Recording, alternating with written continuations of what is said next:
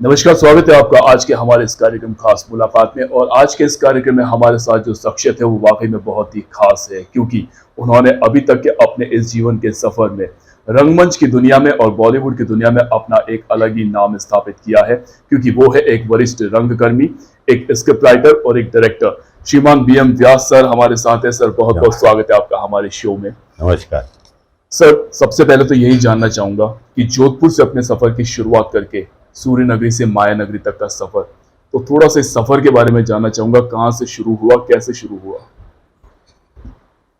देखिए, सच्ची बात तो यह है कि मैं जब 6 महीने का था तभी यहाँ से बाहर चला गया।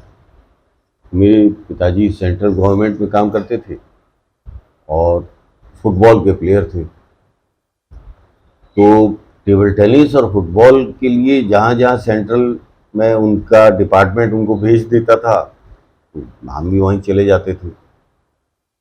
तो 62 तक तो मेरी यात्रा ये रही कि सहारनपुर से ग्वालियर में पहली बार पढ़ाई शुरू की मैंने। उसके बाद माउंट आबू, फिर अजमेर और फिर जयपुर। 62 एंड में मैं जयपुर चला गया था। तब तक मेरे पिताजी वहाँ पोस्ट एंड टेलीग्राफ में यूनियन में जनरल सेक्रेटरी बन गए थे। तो जनरल सेक्रेटरी की ट्रांसफ़र नहीं होती, तो वो दिन था, तो वो रिटायरमेंट तक वहीं रहे। तो फिर मैं जयपुर ही रहा हमेशा। जोधपुर से मेरा यौन नाता बना ही रहा, क्योंकि एक कंजर्वेटिव फैमिली थी हमारी यहाँ।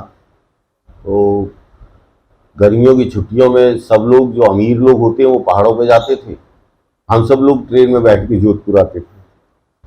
और हर विवाह, हर मृत्यु, ये 2 ओकेजन होते थे जिसमें हम जोधपुर आते थे। तो ये सिलसिला फिर चलता रहा। और जब मैं वहाँ पर पढ़ते पढ़ते, जब BSc के बाद MA करने लग गया, साइंस छोड़ दी मैंने। थिएटर बहुत करता था मैं, छुप के करता था, रेडियो पे भी करता था, बाहर भी करता था। तो जब मैं सोशियोलॉजी में MA कर रहा था, तब यहाँ हमारे ग्रैंडफादर पोस्ट कार्ड चला करते थे, उस पर चिट्ठियाँ लिखा करते थे। तो उनका पूरा पोस्ट कार्ड इस बात से लेके भरा हुआ होता था, कौन पैदा हो गया है, कौन मर गया है, किसकी छोटी है, किसका क्या है, ऐसी सूचनाएं होती थी उसमें। तो उसमें आखिर में जो जगह बचती थी, जहाँ पता लिखा होता उसके ऊपर, उसकी अंतिम पंक्तियों में उसने लिख दिया था उन्होंने कि ये और इसकी एंगेजमेंट भी कर दी गई है। तो ऐसे में एंगेज हो गया। पोस्ट कार्ड में आया था? पोस्ट कार्ड में एंगेज हो गया। और मेरे पिताजी ने भी कहा कि यार, मैं तेरे ग्रैंडफादर इन लोगों को तो जानता हूँ, वो हमारे अच्छे दोस्त हैं, वो बहुत बढ़िया है। मुरलीधर जी वो हैं, और मथुरा दास जी हैं, वो तबला बजाते हैं, वो बढ़िया बजाते हैं। एक नवाजी है, वो बांसुरी पन्नालाल घोष से सीखे हुए, वो भी बढ़िया है। अच्छा, लड़की के बाप तक बात नहीं आ रही थी, क्योंकि उनको ही वो नहीं पहचान रहे थे। तो लड़की का तो किस्सा ही कहाँ से आता। हालांकि उन्होंने मुझसे पूछा, बड़े खुले दिल के थे वो, वही कोई प्यार व्यार चल रहा हो, चक्कर वक्कर चल रहा हो तो बता दो। तो मैं भी उन्हीं का लड़का था, तो मैंने बताया, आपने कभी इतना मुझे जेब खर्च दिया ही नहीं कि मैं ये दूसरा काम कर पाऊँ। पैसा लगता है भाई, खर्च करना पड़ता है। तो मेरे वैसे एक बात पूछना चाहूंगा, उस जमाने की अगर बात की जाए जी, तो एक लड़की को प्रेम प्रसंग में पढ़ने के लिए वो जेब खर्च कितना होता था उस वक्त?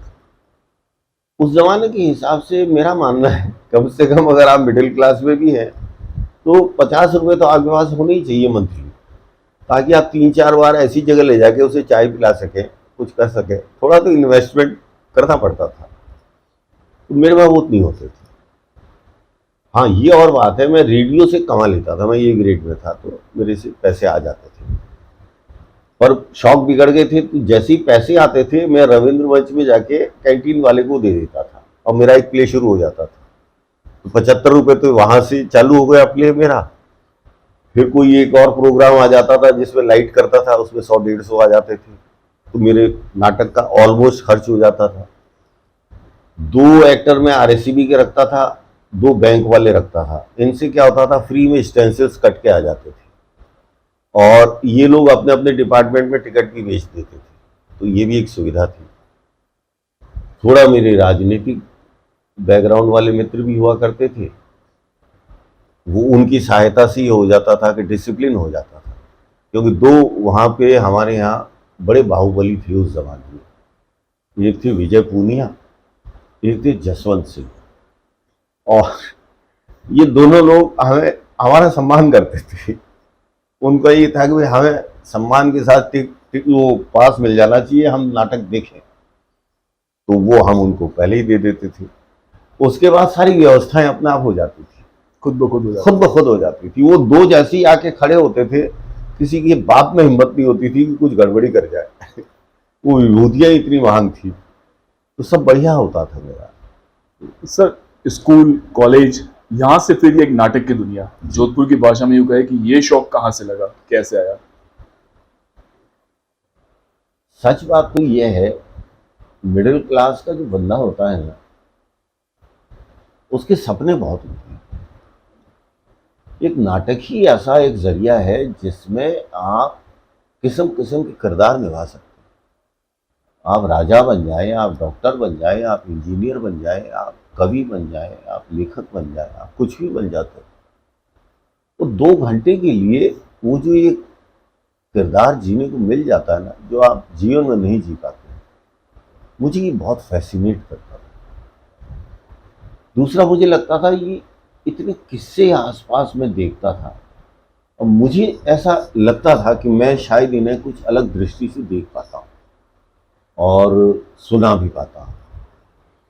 नाटक ही वो एक माध्यम था जिसमें मैं अपनी मंडली को इकट्ठी कर लेता था, उनसे बातें करके उनको जोड़ लेता था, और फिर किसी एक अच्छे नाटककार का नाटक उनके सामने रखता और कहता, भाई देखो मुझसे ये बेटर किस्सा गो है।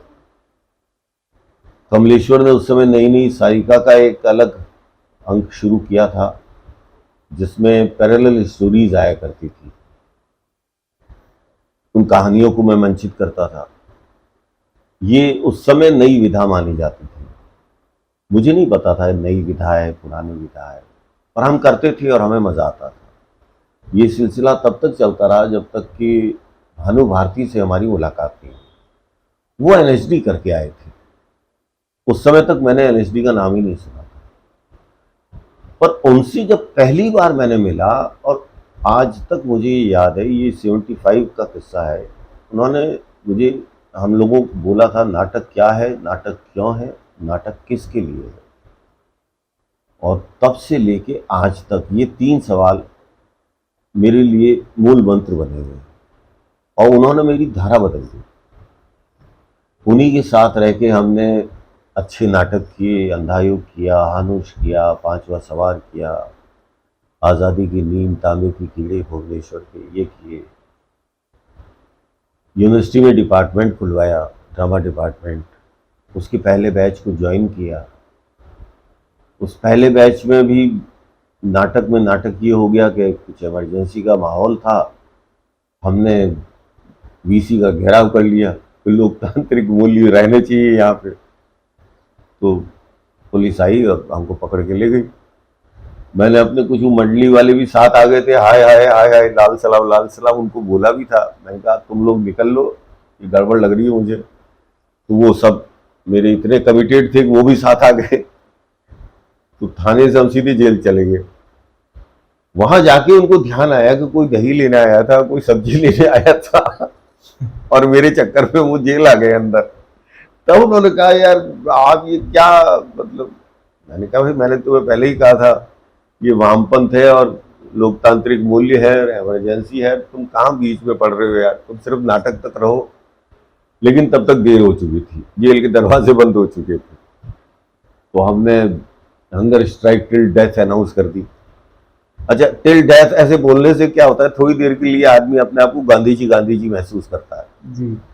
तो हमने भी ऐसा ही महसूस किया। उसका असर भी हो गया। लेकिन उसी दौरान हमारे एग्जाम थे, तो मैंने अपने ड्रामा डिपार्टमेंट के एग्जाम जेल से दिए। तो उस समय रजिस्ट्रार होते थे राजस्थान यूनिवर्सिटी की, पुष्करना जी थे।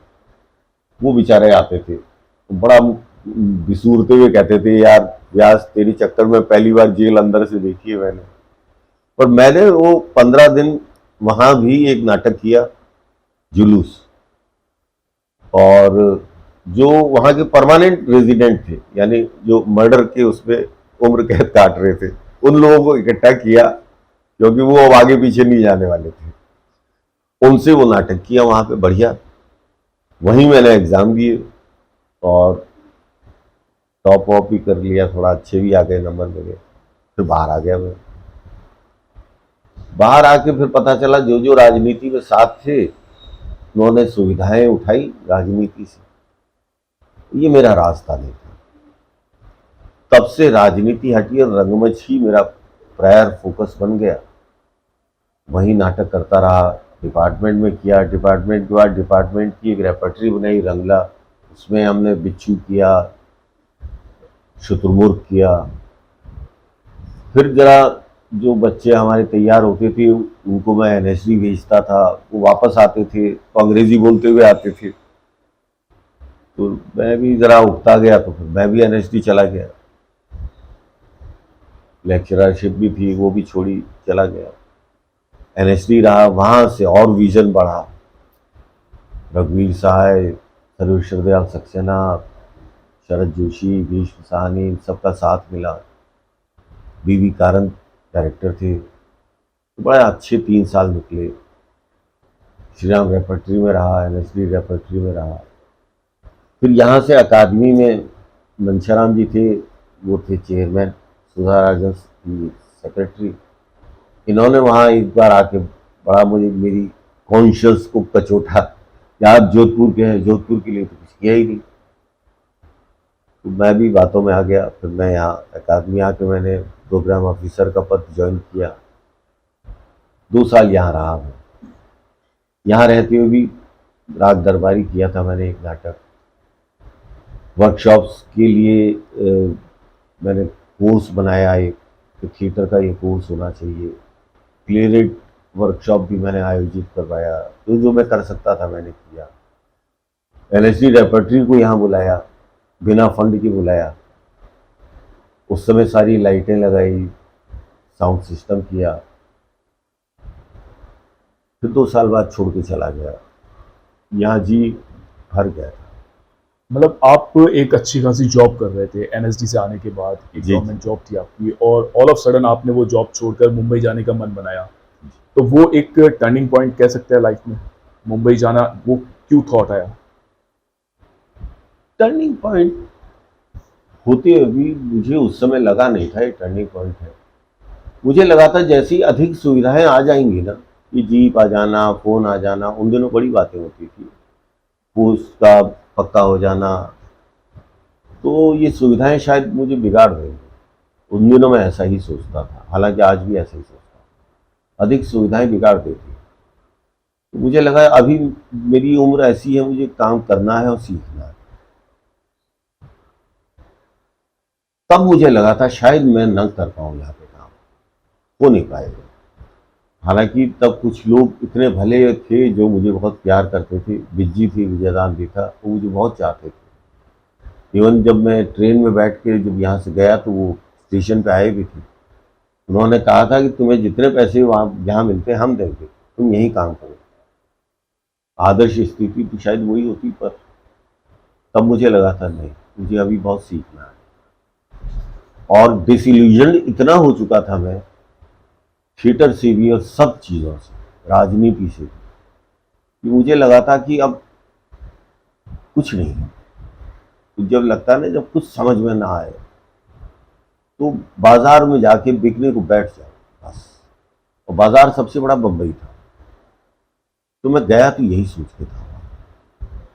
लेकिन वहाँ बहुत सीखा था, थिएटर भी, फिल्म भी, टीम वर्क भी, जिंदगी से लड़ना भी, बहुत कुछ सीखा। लेकिन एक उम्र होती है, मुझे लगा कि नहीं, मुझे कम से कम जीवन में जो भी किया है, जैसा भी किया है, लिखता रहा, वहाँ बहुत लिखा। भारत एक खोज से लेके महाराणा प्रताप तक सीरियल लिखता रहा, बच्चों को बड़ा करता रहा। बच्चे भी थिएटर करते हैं, फिल्म करते हैं, सब करते हैं। मुझे लगा अब जोधपुर में मुझे काम करना चाहिए। बिल्कुल, मैं उसी पॉइंट पर आना चाहूँगा। अगर स्क्रिप्ट राइटिंग की बात करें जी। तो उस ज़माने में और आज की बात में बहुत एक रात दिन का डिफरेंस जिसे कह सकते हैं वो है, क्योंकि आज अगर नेट से बहुत सारा कॉन्टेक्स्ट भी मिल जाता है, बहुत सारी चीज़ें मिल जाती है, लेकिन उस ज़माने में स्क्रिप्ट राइटिंग लिखना अपने आप में एक सिद्धि होती थी। तो वो कितना डिफिकल्ट था उस टाइम पे, और आपने उसको कैसे एंजॉय किया? क्योंकि भारत एक खोज, महाराणा प्रताप जैसा आपने बताया, तो ये अपने आप में हिस्ट्री हो गए। जी। देखो इतिहास तो अब जब जाके बैठते हैं तो लगता है इतिहास हो गया, उस समय तो काम ही था और काम मन से करते थे हम लोग, और हर नई जो चुनौती आती थी उसके अनुरूप अपने आप उठाने की कोशिश करते थे। हाँ, ये जरूर जो बदलाव मैंने देखा उससे कुछ चीजें अच्छी लग रही हैं, कुछ चीजें बुरी लग रही हैं। जो बुरा लग रहा है वो ये है कि जब हिंदी को बच्चे रोमन में लिखते हैं और रोमन में ही पढ़ते हैं तो बहुत दुख होता है। देवनागरी में ही नहीं लिखते, अपनी भाषा नहीं जानते, अपना साहित्य, अपनी कविता, इनसे कटते जा रहे हैं, अपने होने से कटते जा रहे हैं, इससे दुख होता है।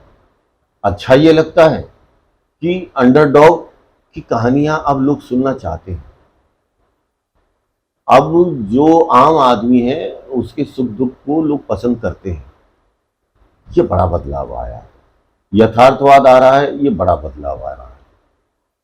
इतने इलेक्ट्रॉनिक प्लेटफॉर्म्स आ गए हैं जिनमें तरह तरह से कहानी कहने की छूट मिलती है हमें, ये बड़ा बदलाव आ रहा है।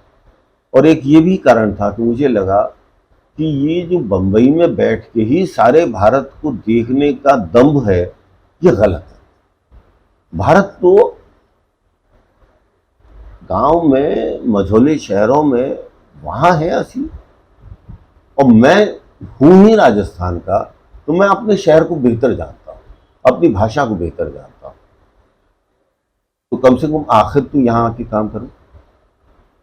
करीब 40 साल बाद एक बार फिर से आप मुंबई से वापस जोधपुर की, और यहाँ पर आकर आपने एक सबसे बड़ा जो इनिशिएटिव है वो जैन व्यास यूनिवर्सिटी में आपने थिएटर सेल शुरू किया है, जहाँ पर बहुत सारे बच्चे आपसे सीख रहे हैं। अब इन बच्चों को देखकर क्या उम्मीद जगी है कि जोधपुर का जो भविष्य है एक्टिंग के क्षेत्र में अगर बात करें और थिएटर की पर्टिकुलर बात करें, तो किस तरह से देखते हैं आप इसे? देखिए, थिएटर सेल शुरू किया यहाँ पे डॉक्टर हितेंद्र गोयल थे। इन्होंने एक गोष्ठी में मुझे बुलाया था। उस गोष्ठी में जब मैं ये सारे संभावनाओं की बातें कर रहा था, रमेश बुराना भी थे उस गोष्ठी में, ये करते करते ही इन थिएटर सेल के बच्चों के साथ मुझे लगा कि सिर्फ बातें ही करूं या इनके साथ काम भी करूं। फिर इत्तेफाक ऐसा हुआ कि थोड़े दिन बाद मुझे संगीत नाटक अकादमी ने मेरा सम्मान भी कर दिया नाटक और निर्देशन के क्षेत्र में। तो मुझे लगा मेरी जिम्मेदारी बढ़ गई। अगर इन लोगों ने जैसा भी मेरे था, कुछ भी था भी या नहीं, लेकिन अगर सम्मान किया है तो मुझे वापस कुछ कर्ज उतारना चाहिए। और मैं जब वापस आया और फिर से इस थिएटर सेल के साथ ही जुड़ा, तो जितना पॉजिटिव रेस्पॉन्स मुझे मिला इन लोगों से, यहाँ के स्टूडेंट्स से जो मुझे मिला, तो मैं उससे बहुत खुश हुआ। मुझे बहुत उम्मीदें जमी, और अब मेरी पूरी आशा है कि न सिर्फ ये अच्छा नाटक करेंगे, ये अच्छी वेब यहाँ तैयार करेंगे, ये अच्छी फिल्म यहाँ तैयार करेंगे, और यहाँ एक ऐसा प्लेटफॉर्म तैयार होगा जहाँ से पूरे हिंदुस्तान तक बात जाएगी। तो वर्तमान समय की अगर बात करें तो जो आज के युवा जो अभिनय की ओर जाना चाहते हैं, उनको आप किस तरह से बताना चाहेंगे कि अभिनय की दुनिया में थिएटर का कितना महत्वपूर्ण रोल है? क्योंकि जो फिल्मी लाइफ जो है वो बहुत जल्दी अट्रैक्ट करती है, और जो एक शॉर्टकट है वो बहुत जल्दी अट्रैक्ट करता है, फिर चाहे वो बॉडी बनाना हो, चाहे वो सिक्स पैक हो, या एक ग्लैमर दिखना हो। लेकिन वहीं अगर थिएटर की बात करें तो एक अलग जर्नी कह सकते हैं उसे, तो उसके लिए आप युवाओं को क्या बताना चाहेंगे? मैं सच बताता हूँ भाई, देखिए ये बात सही है कि थिएटर में ही ग्रामर वो है जहाँ से हमारा आधार बनता है, लेकिन प्रसिद्धि और पैसा फिल्म और वेब से मिलता है। तो हर व्यक्ति क्यों सपना ना देखे, क्यों प्रसिद्ध ना होना चाहे, क्यों पैसा ना कमाना चाहे? तो मैं उसको कम से कम झुठलाना नहीं चाहता। मैं चाहता हूं कि वो भी उनको आए, उनके लिए वो तैयार हो। और रंगमंच का महत्व है ही, उसके बारे में पहले भी लोग बताते थे, मैं भी बताता हूं। मैं चाहता हूं दोनों में सामंजस्य होना चाहिए। हमारे थिएटर ग्रुप में ही अगर 3 लोग प्रसिद्ध हो जाते हैं तो उस थिएटर ग्रुप का महत्व बढ़ जाता। मैं भी देखिए बंबई से आया हूं तो आप इंटरव्यू ले रहे हैं, मैंने वहां पर कुछ फिल्में लिखी, कुछ सीरियल लिखे, तो देखिए लोग मेरी बात कर रहे हैं। पर ये इस सच्चाई को क्यों झुठलाया जाए, और क्यों मेरे से अधिक लोग यहाँ पे प्रसिद्ध न हो जाएं? अधिक पैसा क्यों न कमा ले। तो मैं चाहता हूं कि ये एक ऐसा बने कि एक्सप्रेशन के सभी माध्यम हैं, वो चाहे रेडियो हो, चाहे टेलीविजन हो, चाहे वेब हो, चाहे एडवर्ड हो, चाहे ऑडियो का एडवर्ड हो, सभी एक्सप्रेशन के माध्यम हैं, सभी आपस में इंटर रिलेटेड, इंटरडिपेंडेंट हैं।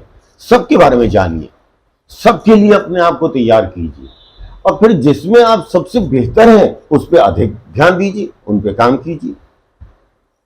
सर, अभी हाल ही में हमने वेब सीरीज के किंग कहे जाने वाले सुमित व्यास का इंटरव्यू हमारे चैनल पर किया था। तो उनसे जब मैंने एक सवाल किया था कि जो ये एक्टिंग है ये कहाँ से है, तो उन्होंने बोला कि विरासत में मिली है, जो लेगेसी है वो वहां से आ रही है। तो इसके बारे में आप क्या कहना चाहेंगे, क्योंकि बचपन में आपने ऐसा सुमित को बोला कि एक्टिंग में जाइए, या सुमित ने बोला पापा मुझे एक्टिंग में जाना है? देखिए, मैंने सिर्फ सच बोलना घर में भी बंद नहीं किया, इसके अलावा ऐसी बात नहीं है कि मैं थिएटर में था इसीलिए विरासत में मेरे बेटे को एक्टिंग मिली। आपके पिताजी तो मुझे नहीं लगता थिएटर में तो नहीं होंगे, लेकिन आपने भी तो कभी न कभी उनसे झूठ बोला ही होगा। इम्प्रोवाइजेशन और क्या है, वो कह के जाता है भाई मैं बगल वाली लड़की को देखने जा रहा हूं, जरा सी मुझे परमिशन दो। कोई बोल के जाता है माँ को, सुनो देखो मैं जरा है ना पड़ोस में एक को आंख मार के आ रहा हूं। कैसे सारी चीजें मैनेज करते हो भाई तुम लोग? यही तो इम्प्रोवाइजेशन है, यही तो अभिनय है।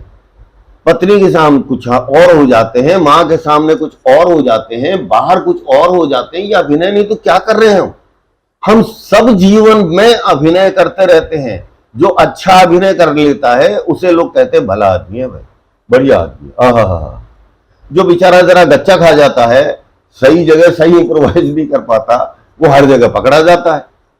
पकड़े मत जाओ तो आप अच्छा अभिनय कर रहे हो। अब यही सहजता आप स्टेज पे ले आओ, यही सहजता आप कैमरे के सामने ले आओ। किताबें हैं, सिद्धांत हैं, ग्रामर है, पर उनसे आप इनको आतंकित मत करो जो सीखना चाहते हैं। आप उदाहरण ये दो कि आप कितने बढ़िया तरीके से घर में गप मार लेते हो यार। और ये सिर्फ हास्य के स्तर पर ही नहीं है। हमारे एक दोस्त है राजेश रेड्डी, अच्छे शायर हैं। उनका एक शेर है, दिन भर से थक हार के जब घर आता हूं मैं, दिन भर से थक हार के जब खाली हाथ घर आता हूं मैं, मुस्कुरा देते हैं बच्चे और मर जाता हूं मैं। कितनी बार वापस घर आके सपने टूटे हैं बाहर, और आपने घर आके फिर नए सपने दिखा दिए। भाई होगा होगा कुछ तो होगा, सब समझ जाएगा। मारिए ना गप। ये गप वो हुई जिसने हौसला बढ़ाया। किस्म किस्म की गप्पें होती है भाई। सच घटे या बढ़े तो सच न रहे, झूठ की इंतहा ही नहीं। और यही जहां इंतहा ही नहीं, इसके अंदर छुपा है अभिनय। हास्य भी है, रोमांस भी है, सब कुछ है इसमें।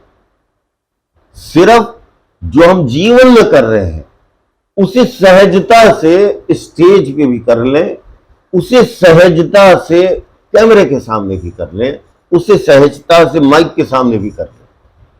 आप देखिए, इससे अच्छा अभिनय नहीं हो सकता, इससे सच्चा और खरा अभिनय नहीं हो सकता। और इसे बुन लोगे, इससे अच्छा लेखन नहीं हो सकता। और इसे अगर आपने कर डाला सब कुछ जोड़ जाड़ के, इससे अच्छा निर्देशन नहीं हो सकता। तो सोर्स तो जीवन है, जीवन से सीखते रहो।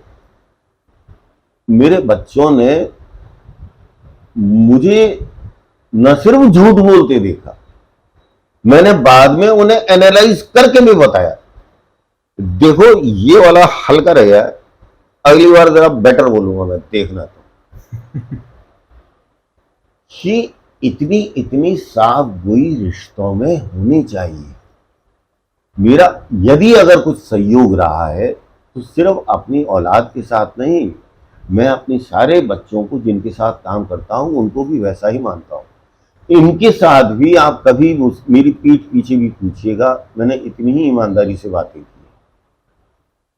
हमें ईमानदारी से झूठ के रेशे रेशे निकाल के देखने हैं, वो झूठ जिनसे हमारा जीवन बना हुआ है। ये न होता तो जीवन बड़ा नीरस हो जाता। मर जाता आदमी। कई लोग देखो आप उम्र से पहले मर जाते हैं। कई लोग जो घूम रहे हैं ना, ये जीवित नहीं है, ये मुर्दा लाशें हैं। सपने ही नहीं है इनके पास, योजनाएं ही नहीं है इनके पास, आशा नहीं है इनके पास। ये झूठ, ये अभिनय, ये रंगमंच, ये साहित्य, ये कविता हमें ये सारे सपने देता है, एक अलग दुनिया देता है जिसमें जिएंगे तो बड़ा मजा आता है। बाकी तो रोजी रोटी की लड़ाई अपनी जगह है, उसमें हम अपने अनुभव से सिखाएं, बताएं। सर, इन दिनों राजस्थानी भाषा को मान्यता दिलाने के लिए एक बहुत बड़ा कैंपेन चल रहा है। हर जगह पर इसके लिए बहुत ही ज़्यादा संख्या में लोग भी आगे आ रहे हैं। तो एक वरिष्ठ रंगकर्मी होने के नाते और जोधपुर से होने के नाते आपका इसके ऊपर क्या पॉइंट ऑफ व्यू है? बिल्कुल अपनी ही भाषा में अपनी बात कही जानी चाहिए। ये सारी गुफ्तगू आपके साथ मैंने हिंदी में की है, इसके बावजूद मेरा ये मानना कि जो अपनी भाषा में बात कही जाएगी उसका असर ज्यादा होगा। पर अपनी भाषा कौन सी, इसमें मेरे अपने निजी मत है। मैं दूसरों के मतों को तोड़ना नहीं चाहता, किसी का अपमान भी नहीं करना चाहता। हो सकता है वो बेहतर सोचते होंगे। मैं जो सोचता हूं, मेरा जो मत है वो ये है कि वो भाषा जो मैं जीवन में बोलता हूं, आप जो जीवन में बोलते हैं, अपने घर में बोलते हैं, वो वाली भाषा में बात करो। उस भाषा में जिसमें आप सोचते हो उसमें कहानी कहो। वो मारवाड़ी, वो राजस्थानी जो हम बोलते हैं, जो हम सोचते हैं, जो हम ओढ़ते हैं, जो हम बिछाते हैं, उसमें प्यार करें, उसमें सपना देखें और उसी में वेब बने, उसी में फिल्म बने, उसी में नाटक। हर बार हम 18वीं शताब्दी और 19वीं शताब्दी के यूरोपीय नाटकों का अनुवाद कब तक करते रहेंगे?